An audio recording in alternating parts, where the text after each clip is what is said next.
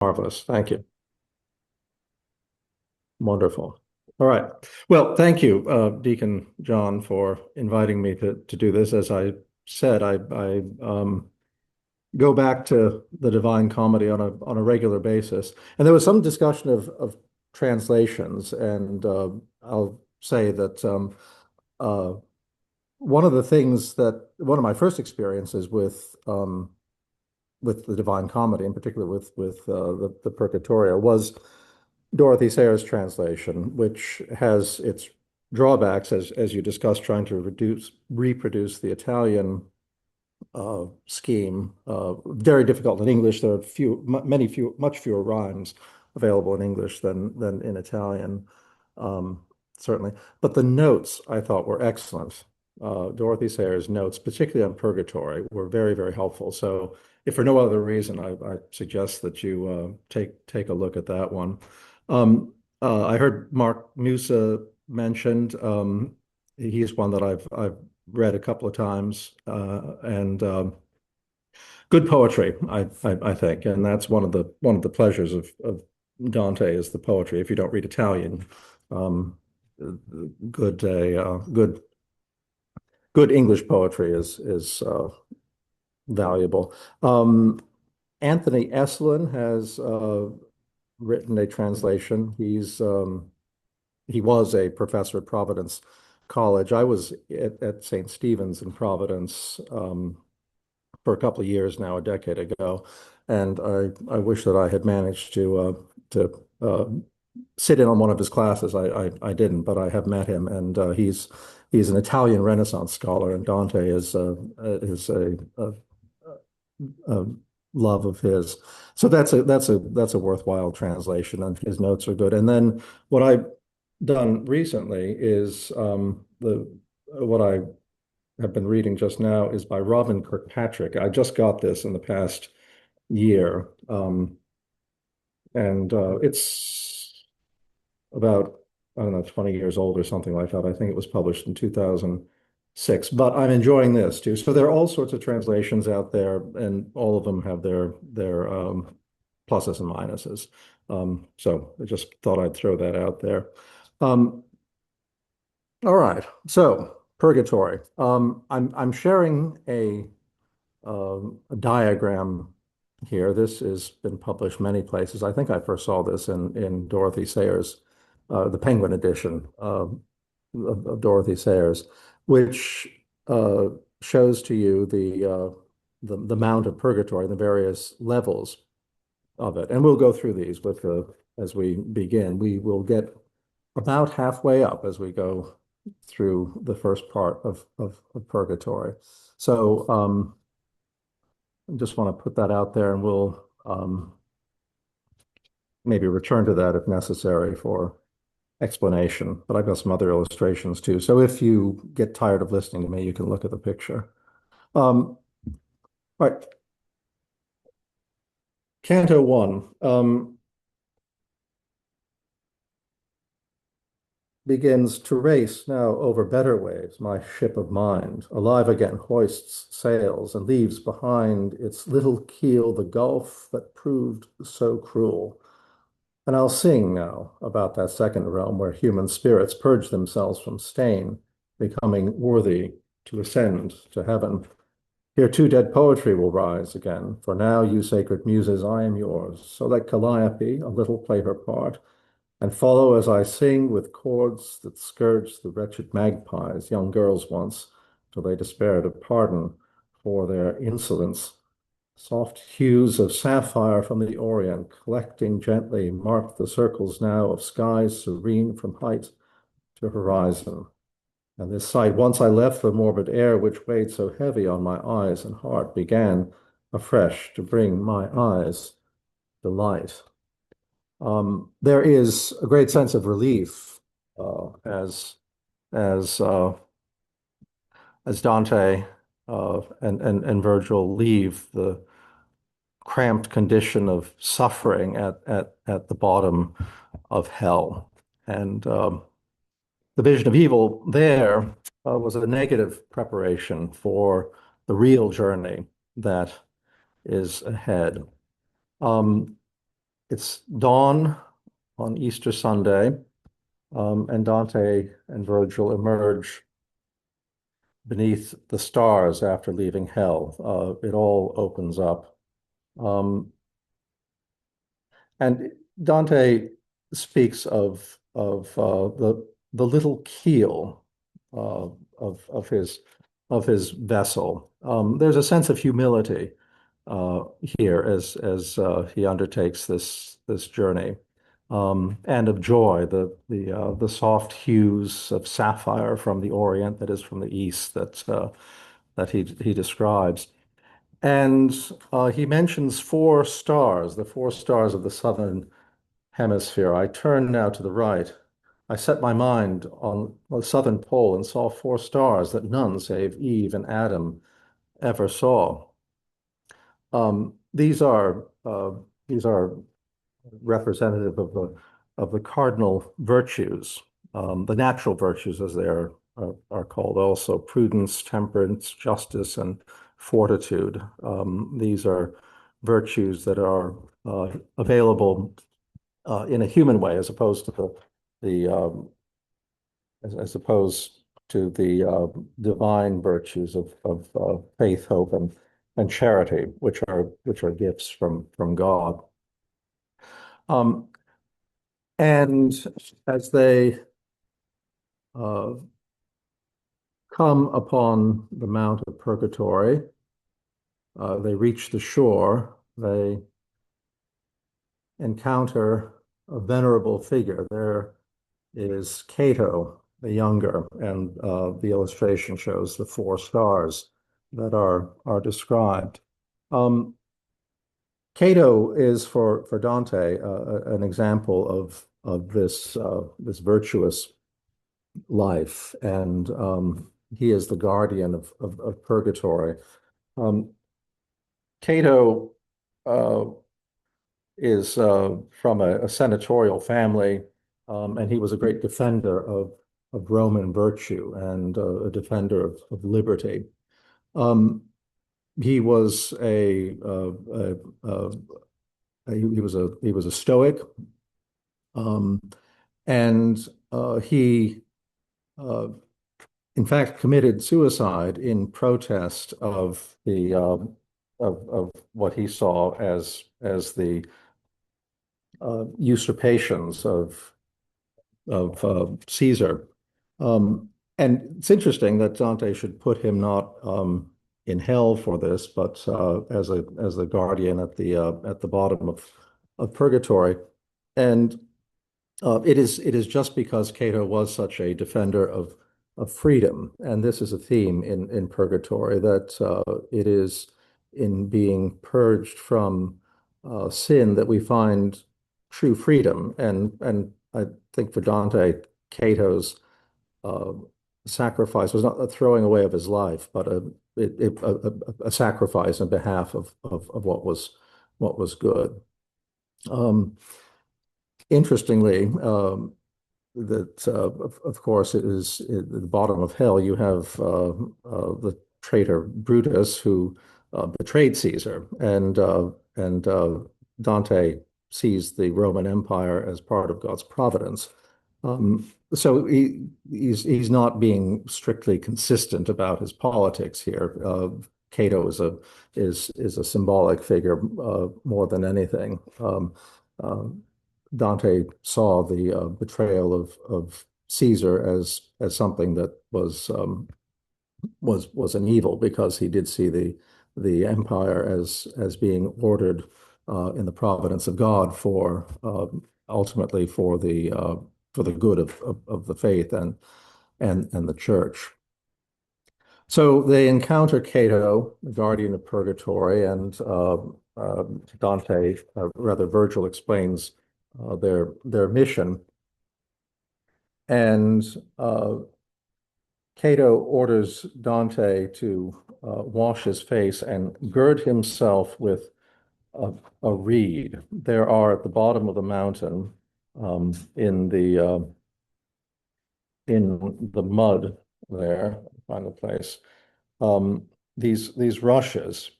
It says, "Go and round this man now bind a belt formed from a single rush, grown straight and smooth, and wash his features clean of filth and stains. It cannot be that any eye still clutched by mist and murkiness should meet the first of ministers who come from paradise. Around this little island, all round its lowest reaches, where the breakers beat our rushes, borne up by the yielding ooze. No other plant that comes to leaf or grows to form a rigid stem could ever thrive, for none of these could bend to take those strokes. That is, those rushes that are beat about by the waves bend rather than break, and so this binding of Dante, this girding about of Dante as he begins his journey with a rush as a symbol of humility. Um, as they are there at the shore at the beginning of the next canto, um, they see something approaching. Um, as long as these first whitenesses seemed wings, you see something that appears to be a bright light. As long as these first whitenesses seemed wings, my teacher spoke no word. But when he saw and recognized who was this galley man, come now, he cried out, bend your knees to him. Look there, God's angel, fold your hands in prayer. Henceforth, you'll meet this kind of minister. You see, he scorns all human instruments. He needs no oar nor any other sail than his own wings to ply these distant shores. It is a vessel bearing souls that are being brought to Purgatory to begin their ascent, and the angels, the ship is powered um, by the angels' wings. And as they uh, as they approach, Dante is told to honor this angelic figure, and the souls are singing. I bent my eyes. He reached the shore, his boat so swift, so quick, so light, so elegant, no wave could swallow any part of it. Celestial at the stern the pilot stood, beatitude it seemed inscribed on him and ranged within 100 spirits more. In exitu Israel de Egypto, they sang this all together in one voice, with all the psalm that's written after this. This is in our numbering, in our prayer book, and most Bibles now, different number in the Vulgate, but this is Psalm 114, in ex situ Israel. When Israel came out of Egypt in the house of Jacob from a people of strange speech. It is a psalm about the Exodus, and it is Passover. Um, and these souls have passed from death to life as they begin their journey to heaven up Mount Purgatory. And so it is a very appropriate psalm. And for those of you who are familiar with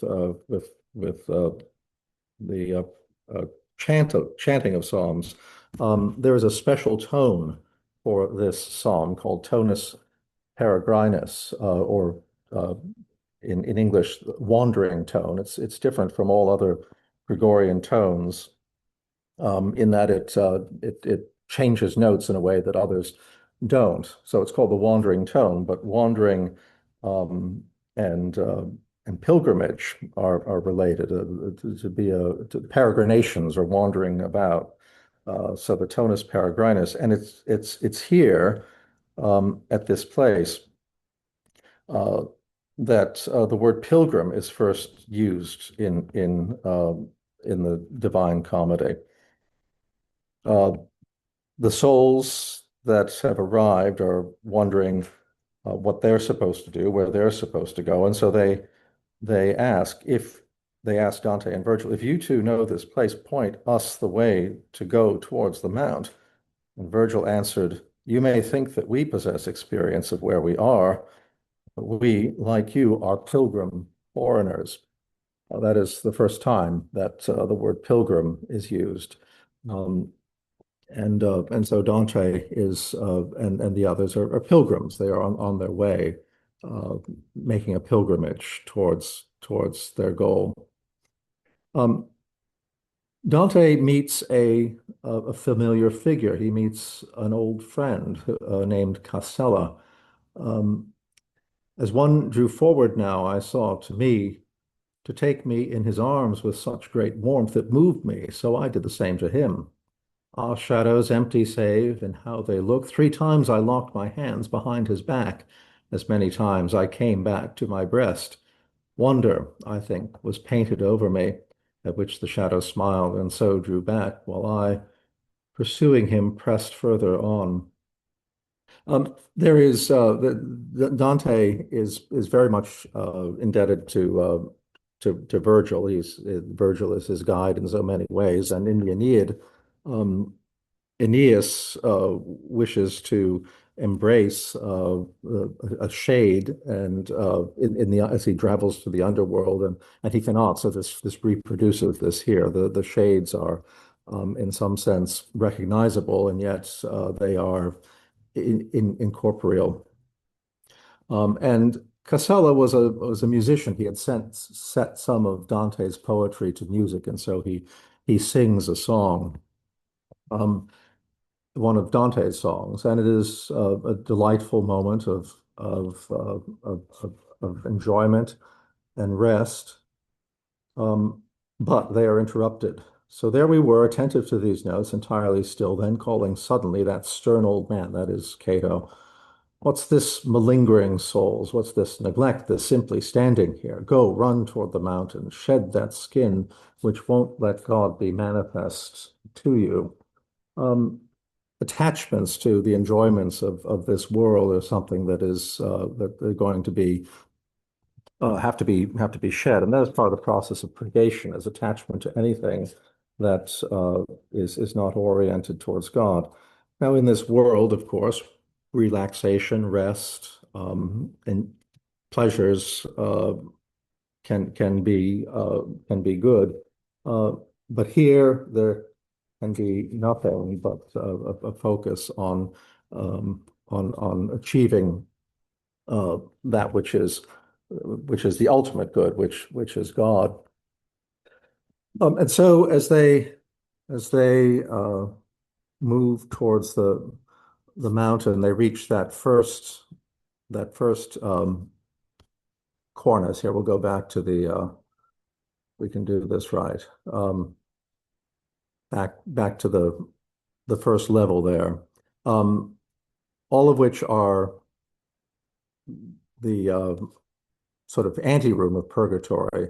And it is all those who are late repentant in some way, and have to wait for a time. The excommunicate first, those who have been excommunicated from the fellowship of the church. Um, they must wait 30 times the years that they were excommunicate before they can proceed onward. And so at the very bottom of Mount Purgatory is just a matter of patience and waiting. Um, what we have next is these souls here who have arrived, and these are the. I want to back up in just a moment. Say one thing about the excommunicate. What they meet one particular figure who was uh, the king of Sicily, Manfred, who was excommunicated a number of times. And it's interesting that Dante should have him here.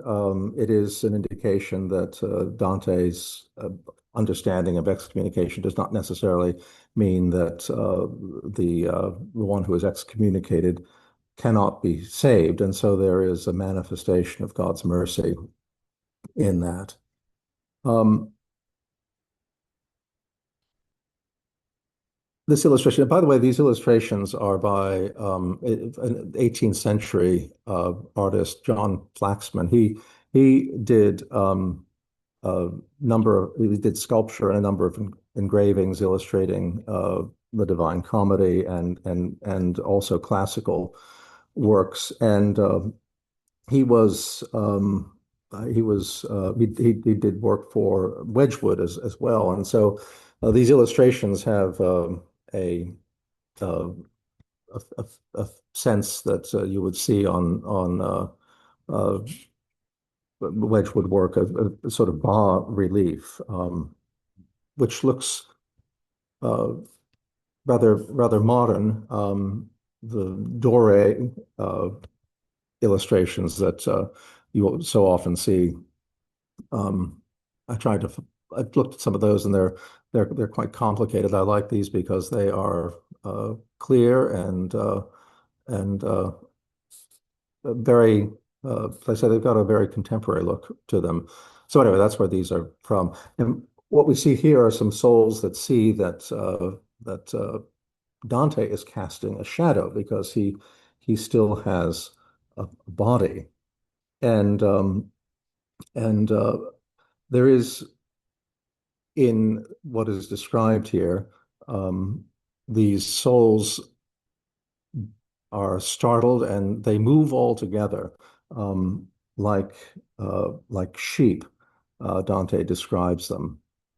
Uh, they are uh, like sheep, humble and obedient. He describes as one moves, they all crowd together and move this way and that. So um, there is a picture here of humble souls, um, and much of I think this sort of touches on something that somebody has had mentioned as we were gathering uh, together. There is a sense that there's a sort of slowness at the very beginning here, as first you have those souls who must simply the excommunicated must wait out a period of time, and then you have the slothful and the late repentant, and and these souls uh, are are were slow to repent, and they are also in some sense slow to begin the journey. They continue to uh, be in some sense who they were, and this is something that they must overcome. And so there is um, uh, something that has to do with their own will that adds to the slowness of their progress here. He meets one in particular, another that he knew, um, and he is just he notices Dante notices this one particularly. There's a whole bunch of these souls, but one stands out. Um, One of those who seemed to me worn out was sitting with his arms around his knees, holding his face bowed heavily between. My dearest Lord, I said, just look at him, at that one there who seems more negligent than if his sister were pure indolence. At this he turned a bit to pay us heed, moving his cheek to look along his thigh. All right, he said, heads up, you big strong lad. I knew then who he was. All the aches that made my breath still come a little fast could not prevent me from approaching him. I reached him, and he hardly raised his head, saying, you've seen now, have you, how the sun leads to the left its chariot at your back? His curt expressions and his sluggish turns had moved my lips a little to a smile. Belacqua, I began, I need not now grieve for you any longer, but say why you're sat down here. You're waiting for a guide, or are you back again to your old ways? He was known for his procrastination. He was apparently an instrument maker, and I guess he was slow to to produce the goods that he was supposed to produce. Makes me think of the very, very long time that we have been waiting for work to be finished on our organ, but that's another story. Um, but procrastination is something that is overcome at this in this canto at this level. And the next one, the late among the late repentance, those before were slothful, they were slow uh, to repent. And then next is violent deaths, those who died violently but repented at the last moment. And this is in Canto 5. Meanwhile, across the angle of our climb, there now appeared ahead another group, intoning verse by verse the Miserere. When they saw my limbs would not allow a thoroughfare to any ray of light, they changed their chanting to a long, hoarse oh. These who died violent deaths, uh,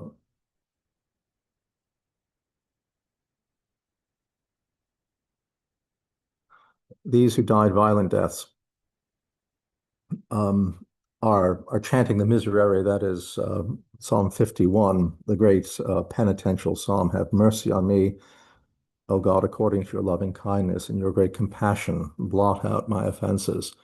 Um, and yet they are so startled by Dante that they break off this prayer for mercy to ooh and awe at Dante's appearance, and they ask him for his prayers. Um, and this is something that that is prominent here is they recognize their need for help, their time there, um, for those who are excommunicates, the slothful, the late repentant, those who died uh, violent deaths, repented at the very last moment. Um, the time uh, can be shortened by the prayers of others, and so they ask, they beg for prayers. One in particular, and this is the illustration here, is Wakante. Um, he speaks and he describes his end, a violent death. I got to where this river's title fails, flee on foot and wounded in my throat, a line of blood behind me on the plain, and now I lost my sight, and all my words ended in uttering Maria's name. I fell, my flesh alone remaining there. But tell the living this, I'll speak the truth. God's angel laid his hands on me. Hell shrieked, why do you rob me, heaven's spawn, of this? You prize him from me for one little tear and carry off his everlasting part, while I'll rule otherwise the other half. And so his body is not found, but his soul is taken to heaven by the angel at the last moment for one little tear, for uttering Maria's name at the last.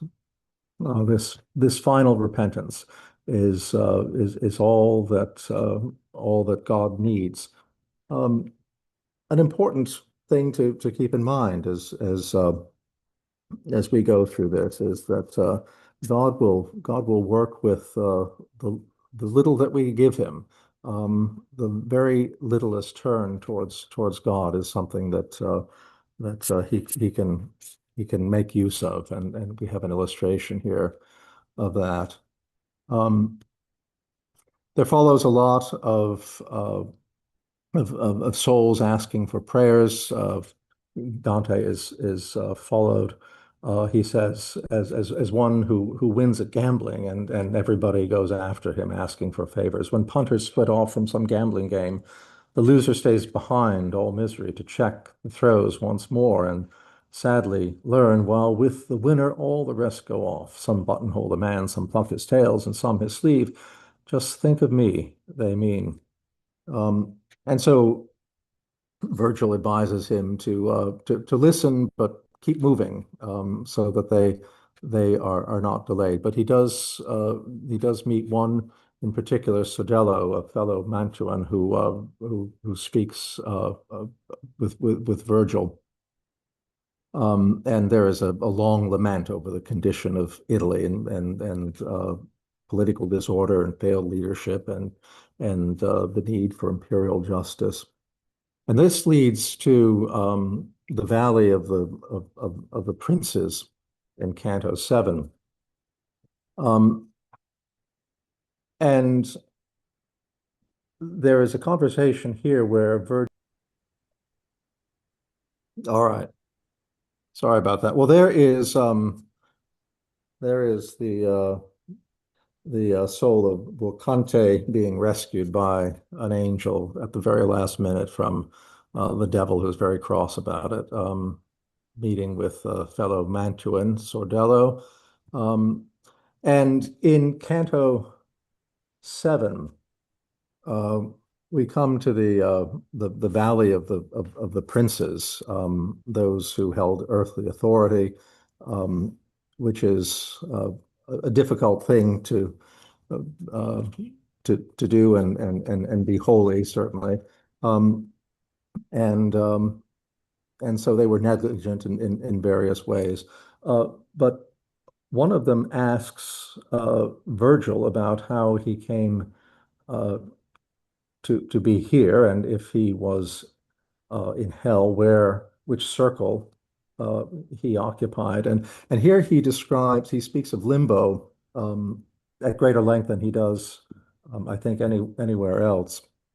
Um, and this is an illustration, a part of that. Virgil says, "There is a place down there not grim with pain, but only with sad shades, whose deep laments sound not as screams, but melancholy sighs. I take my place with children, innocents, in whom the bite of death set least lethal teeth before they'd been made free of human sin. And there I stay with all who were not clothed in those three holy virtues, though I knew and guiltless followed all the other four." So that's the bite of death with the poor little souls of those who died unbaptized. And there is a hymn sung, there's singing in the Purgatorio, or as opposed to the laments, the wails that one hears in hell. There was the psalm when Israel came out of Egypt, and the Miserere. And here the song is heard, Salve Regina, Hail Holy Queen, Salve Regina on the flowering greens, the souls I saw not seen beyond the veil, all sat together as they sang this hymn. Well, it's appropriate these earthly rulers should sing a hymn to the Queen of Heaven, Hail Holy Queen, Mother of Mercy. Um, Here is earthly authority and various good intentions that they uh, may well have had, but were delayed by the burden of their office. And then it comes to evening, and another hymn is sung, Te lucis ante terminum, to thee before the close of day, the hymn at the end of day, Compline hymn. And at this point, two angels come down with flaming swords. This in Canto 8. And then I saw descending from the height two angels with two swords, each flashing fire, the point of which was blunt and broken off. As green as are the freshest newborn leaves, so were their garments fanned by bright green wings, which drawn behind them wrestled as they beat. The points of the swords were blunt. They are not meant to threaten human beings, but uh, these angels will drive away a serpent who appears. Um, this is Sordello speaking again. "Look there, you see our enemy." He stretched his finger, showing where to look from that side where this little valley had no sheltering barrier. A snake appeared, perhaps like that which fed Eve bitter food. The the presence of it's a little surprising that there's this serpent there purgatory, certainly a reminder of the serpent in the garden. Um, it is not that these souls can fall away completely, but there are things that can possibly slow them down, draw them from the work that they have to do. And much like they're in the Valley of the Kings, these earthly rulers uh, were always having to deal with temptations and the the presence of evil in the world. So it is here a reminder that of the presence of ongoing temptation.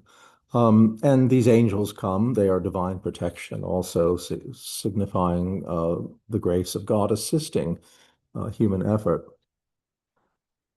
And we come to Canto 9, we come to a turning point. We come to the entrance to Purgatory proper. We're now we rushed through this, of course, through these cantos, but a third of the way along through the Purgatorio, and the progress has been slow in some ways, with the excommunicate, the late repentant, the slothful. Um, but there has been progress, slow but sure, by God's grace. And Dante has a dream. Uh, the night which rises step by step had now, where we'd arrived, advanced by two of these, the third already lowering on the wing, when I, some trace of Adam, with me still conquered by sleep, bowed down toward the grass where all the five of us had come to sit. And he has this dream of an eagle carrying him upward.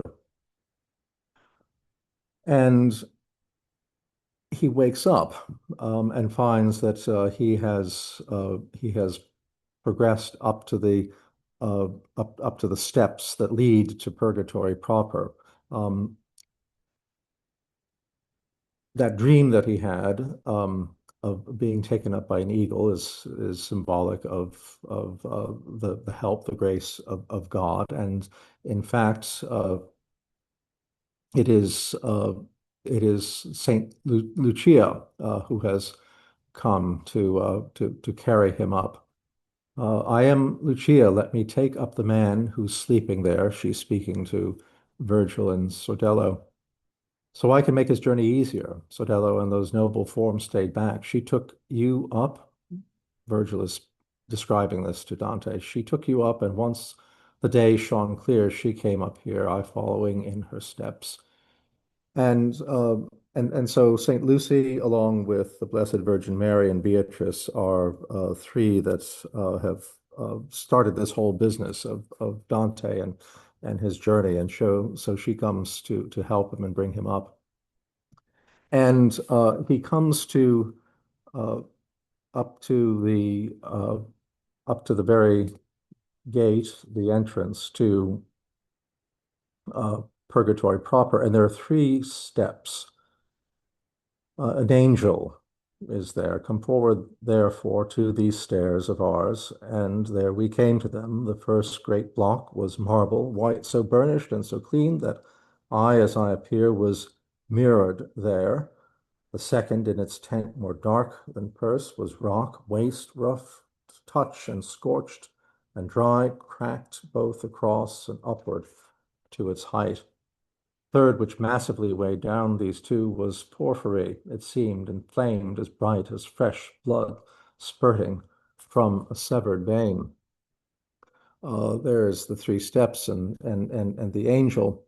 And these three steps symbolize confession, contrition, and satisfaction. The marble so polished that he could see himself.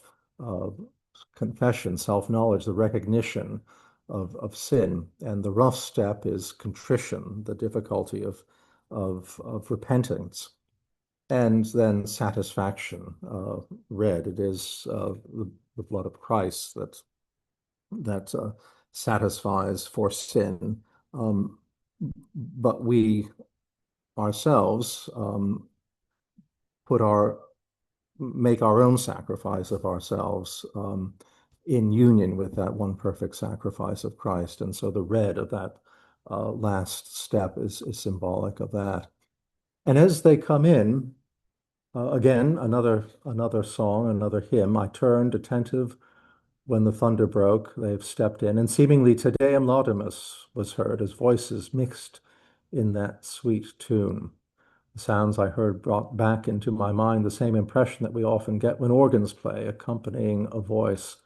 Now, yes, we hear the words. Now, no, we don't. There have been psalms and hymns. The Te Deum is a hymn of praise, and so there is something very different that is going on here as we enter into purgatory proper through repentance and an entrance into purification. And the Te Deum would be a hymn that, among other things, would be sung at the profession of a religious as one enters into the religious life and takes vows. There would be this hymn to God. We praise thee, O God. Um, and so this hymn of praise is sung as they enter. And then they come to the first terrace, where the sin of pride is punished. And there are, as on the remaining terraces here, there are examples of the opposite. And so humility is shown here as the angel of the Annunciation and the Blessed Virgin Mary. Behold, the handmaid of the Lord. The Annunciation, David dancing before the ark. He is stripped. Carved there in marble also was the cart with oxen carrying the holy ark, because of which we dread unsanctioned deeds. Before the ark were people, as it seemed, gathered in seven choirs, who made my sense, hearing and sight say no and yes. They sing in that same way the incense smoke, which there was image worked on eye and nose. So these were not concordant as to no and yes. And it describes David, who is stripped, and so he is humbled before the ark of the Lord, and so he is um, described as both more and less kingly by this example of humility. These are carved along the wall there of this level of purgatory. And as Dante describes them, they seem very much alive, these reliefs, these examples of humility as opposed to pride. Um, and then he hears voices who are reciting an expanded form of the Lord's Prayer as a meditation on humility. Our Father, dwelling in the heavenly spheres, not circumscribed by these, but through that love which you bear more on high to primal things, your name and all the prowess of your might be praised by every creature. It is fit to pay all thanks to your sweet forming power. These are those who are undergoing this purgation for their pride. And he meets a number who are named. They carry these heavy stones on their backs. And one I'll point out in particular, and this is Canto 11. Um, at There is a painter who is well known, but as fashions change, as tastes change, one is eclipsed by another. And then he speaks of some poets, two Guidos, Guido Cavalcanti, who preceded Dante, and another Guido who was, I believe, a contemporary. And he writes in verse as well, a second Guido steals all glory from the first, and someone's born who'll thrust perhaps both Guidos from the nest. Dante is no doubt speaking of himself there, the one who is going to thrust these other two from the nest. And yet there's a recognition that worldly fame is passing, and so pride is nothing, and humility uh, must be learned. And so as they walk along, there is on below their feet, Dante is bowed down to talk to one of the souls there as they go, and they sees below his feet uh, examples of pride punished carved into the pavement there from the biblical examples from classical history. Also, one is Lucifer. That's what's depicted here in this slide. Nimrod, who built the Tower of Babel, Saul, and many others. Um, and then they hear sung, "Blessed are the poor in spirit." Um, and that is that is that is the announcement, the song, not a lamentation, but of beatitude for those who are humble. And Dante has the first of the P's erased from his forehead, and it feels lighter. Um, Someone mentioned that at the beginning, the question of these P's. These are seven are inscribed as he enters into purgatory proper by the angel there. The seven P's are for the seven deadly sins, peccata, in Latin. And so as Dante progresses, each of these will be one will be erased as each time as he goes along. And he feels lighter as this happens. He says to Virgil, "So tell me, sir," I said, "what weight has now been lifted from me, so I almost feel no strain at all in walking on my way." He answered, "When the P's that mark your brow remaining still, though growing now more faint, have all, as is the first, been sheared away, your steps will then be conquered by goodwill, and being thus impelled towards the heights will feel no strain, but only sheer delight." And Dante, as he tries to look up to see because he's got something on his forehead, he realizes, and he can't, of course. And he says, "So now my right hand fingers found." Oh, I want to back up a little bit here. Um, and then I did what anyone would do with something on their head. They can't tell what, but seeing people point, peer up suspiciously, then raise a hand to help them be quite sure, to search around to find and do the job that sight had been unable to complete. So now my right hand fingers found reduced the letters there inscribed to merely six, of those the angel with the keys had cut. My leader, watching as I did so, smiled. Just I think a charming little example of just quite a normal human reaction, something on your forehead, and you try to figure out what's going on there. But the point is, he feels lighter. We may not always be able to see our progress, but we can, in some sense, know and feel that the grace of God is at work, and Dante feels this. And as they continue up, as we push on to Canto 13, um, the mountain grows smaller, of course. It comes to a point as they go up. And so the climb is easier. And hell, of course, the journey through hell got narrower and narrower, but it's a much different feeling. Going up, things are easier and lighter. In hell, everything is more constricted. And they come to the punishment of those who are having to purge the sin of envy. And the scenery is very bare, gray. There's nothing to look at. There has to be this purgation of sight for the envious. So they have their eyes closed shut, sewn shut with wire. And there are voices that proclaim charity at this level. The first voice, fleeting past, declared aloud, "Vinum non habent." Look, they have no wine. And then went on behind us, echoing that. Um, they are the envious, those who wished ill for others, as though the good of others threatened their own good. Um, must now learn to exercise charity and care for others. Envy blinds, as the example there of the eyes shown sot, and charity restores their vision. And they continue in the next canto with the envious. They meet a couple of characters, and there's a lot about the corruption of Italy at the time and the particular conditions there.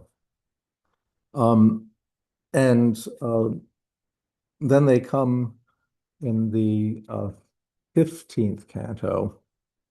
Now there is the angel of mercy who um, who erases the second P.